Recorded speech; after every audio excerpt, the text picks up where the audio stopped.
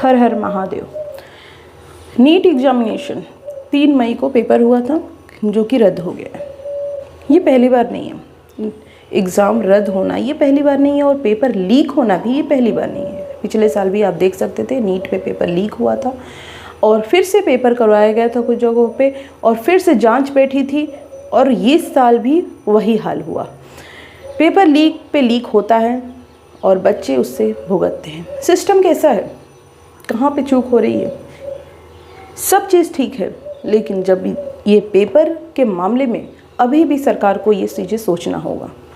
कहाँ से paper leak हो रही है? शिक्षा मंत्री धर्मेंद्र प्रधान अपनी चीज़ें बोल करके चले जाते हैं कि ऐसा है, वैसा है, ऐसा करेंगे, लेकिन उन बच्चों का कौन सोचेगा जो सालों से तैयारी कर रहे हैं? हो सकता था 3 मई को जो पेपर था उसमें बहुत 1 साल 2 साल से बच्चे जो तैयारी कर रहे हैं उनका पेपर अच्छा गया होगा, लेकिन आपने तो पेपर रद्द करवा दिया।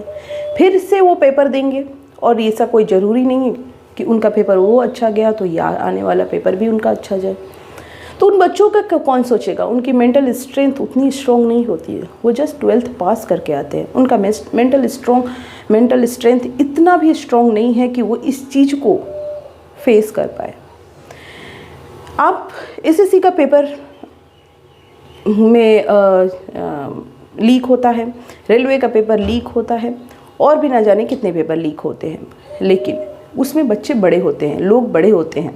लेकिन अभी 12th पास करने वाले बच्चों से आप क्या बोलेंगे? वो तो दिन रात तैयारी कर रहे हैं, लेकिन जैसा ये होता है उससे उनको दिमाग पे क्या सोच पड़ेगी? आपको तो ये भी पता होना चाहिए कि कितने बच्चे सुसाइड कर रहे हैं। क्या इस पे सरकार को नहीं सोचना चाहिए? पेरेंट्स सोचना चाहिए। पेरेंट्स को जो सोचना है वो सोच ही रहा है कि हम बच्चे को प्रेशर ना दें, दबाव ना डालें कि तुमको करना ही है, लेकिन क्या सरकार का इसमें कर्तव्य नहीं बनता कि वो पेपर को अच्छे तरीके से कंडक्ट करवाए, उनकी मेहनत को समझे?